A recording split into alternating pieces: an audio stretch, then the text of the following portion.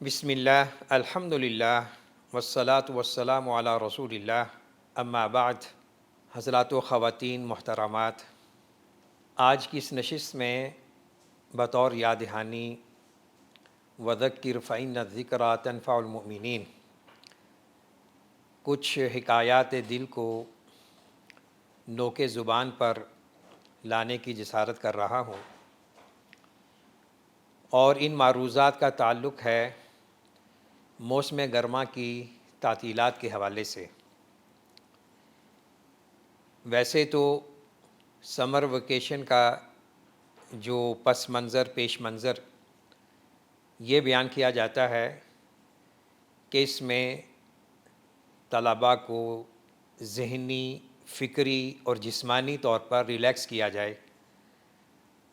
جو وہ 8-10 مہینے تعلیم حاصل کرتا ہے اس ماحول سے جدا ہو کر وہ اپنی تفریح کا سامان کر سکے، تو یہ مقصد یا ہدف ہونا چاہیے، کوئی حرج نہیں۔ جو حضرات اسلام آباد پنڈی کے شہری ہیں یا ان مضافات میں رہتے ہیں یا دوسرے علاقوں شہروں میں رہتے ہیں، وہ علاقہ شمالی جات علاقوں کا وزٹ کریں، سیر کریں۔ سیروا فی الارض، شرعی حدود و قیود میں رہتے ہوئے بچوں کو آؤٹنگ پہ لے جانا، تفریح پہ لے جانا اور ان سے ہنسی مذاق، کھیل کی باتیں کرنا یا کام کرنا شریعت میں کوئی قباحت نہیں ہے، تو یہ ہونا چاہیے۔ لیکن عموماً دیکھا یہ جاتا ہے کہ بہت سے گھرانوں میں جن کے بچے اسکول، کالجز، یونیورسٹیز میں زیر تعلیم ہیں، اور جب موسم گرما کی تعطیلات کا آغاز ہوتا ہے تو بہت سے طلباء و طالبات بے مقصد مصروفیات میں اپنے قیمتی لمحات کو ضائع کر دیتے ہیں۔ تو ہونا یہ چاہیے کہ ان گرمیوں کی چھٹیوں میں بامقصد اہداف کو حاصل کیا جائے اور بامقصد چھٹیوں کو گزارا جائے۔ اکثر تعلیمی اداروں میں اگست کے آخر تک چھٹیوں کا ماحول ہے، اور بعض تعلیمی اداروں میں سمر کیمپ یا سمر کورسز کے نام سے ایکٹیویٹیز بھی ہوتی ہیں، ان میں بھی حصہ لینا چاہیے۔ اور نظریاتی کیمپ کے نام سے بھی لاہور میں ایک مستقل کیمپ قائم ہوتا ہے، اس سے بھی استفادہ کیا جا سکتا ہے۔ ہم جب یونیورسٹی میں پڑھتے تھے، اسلامک یونیورسٹی مدینہ منورہ میں، تو وہاں بھی گرمیوں کی چھٹیوں میں مدینہ منورہ سے ہزاروں کلومیٹر دور کیمپ لگائے جاتے تھے، جس میں طلباء کی جو معاون نصابی سرگرمیاں ہیں وہ عروج پہ ہوتی تھیں۔ اس سے اسٹوڈنٹ کا ٹیلنٹ سامنے آتا ہے۔ کھیل کے مسابقے ہوتے تھے، تقریری مقابلے ہوتے تھے، بزم ادب ہوتی تھی، شعری ماحول ہوتا تھا، اور اساتذہ کرام ساتھ ہوتے تھے۔ تو تعلیم و تربیت، کونسلنگ، ٹریننگ کے لیے اچھا ماحول پرووائڈ کرنا تعلیمی اداروں کی اور والدین کی ذمہ داری ہے۔ تو ہمیں چاہیے کہ ہم اپنے بچوں اور بچیوں کے اوقات کو لا یعنی فضولیات میں ضائع ہونے سے بچائیں، اور ان کے لیے کوئی پلان کریں چھٹیوں کا۔ اس پلان میں صلہ رحمی کے طور پر ننہیال، ددھیال کا وزٹ ہو، رشتہ داروں سے میل ملاپ ہو، تفریحی مقامات کی سیر ہو، اور کیا ہی اچھا ہو ان چھٹیوں میں اصحاب ثروت اپنے بچوں کو عمرے پہ لے کر جائیں۔ یہ بھی ایک بہت بڑی مصروفیت ہے، اور بچوں کی دینی تربیت ہے۔ اہل علم نے لکھا ہے کہ بچوں کو عمرے پہ لے جانا، بیت اللہ کی زیارت کرانا، مسجد نبوی میں لے جانا دین میں مضبوطی اور استحکام کا ایک اہم ذریعہ ہے۔ تو جن کو اللہ نے وسائل عطا کیے ہیں وہ اس پہ عمل کریں، اور ہر ممکن ہم پلان کر سکتے ہیں۔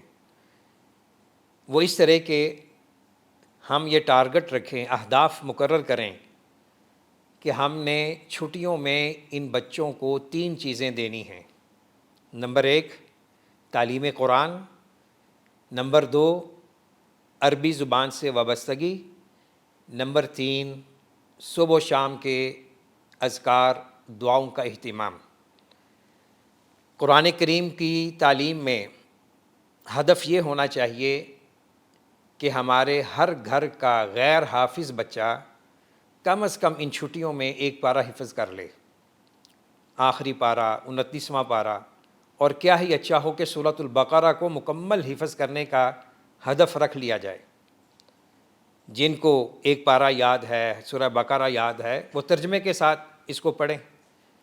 اور دوسرا ہدف کہ کم از کم عربی کی اتنی تعلیم ہو کہ روزمرہ کے جو جملے ہیں وہ بچے آسانی سے بول سکیں، ان کے دلوں میں پریکٹیکلی، تھیوریکلی عربی زبان سے محبت وابستگی پیدا کی جائے۔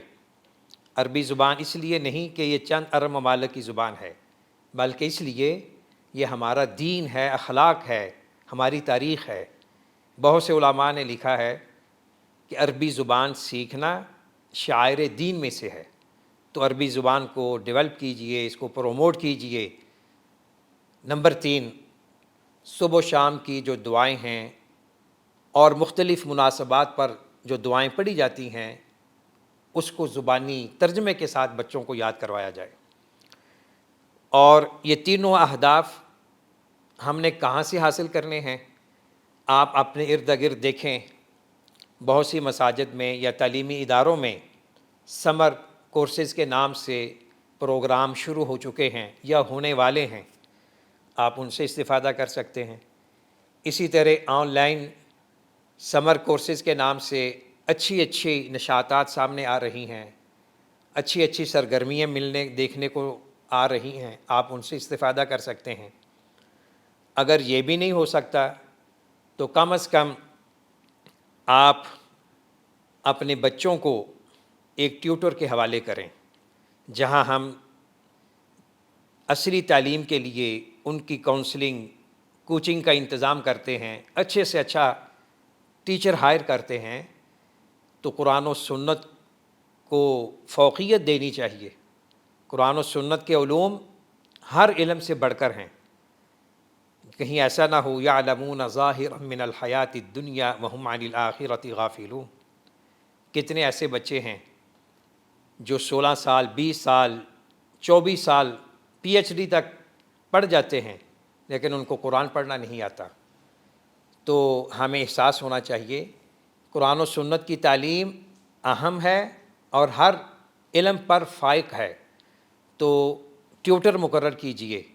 اور ایک چھوٹا سا واقعہ بھی سن لیجئے۔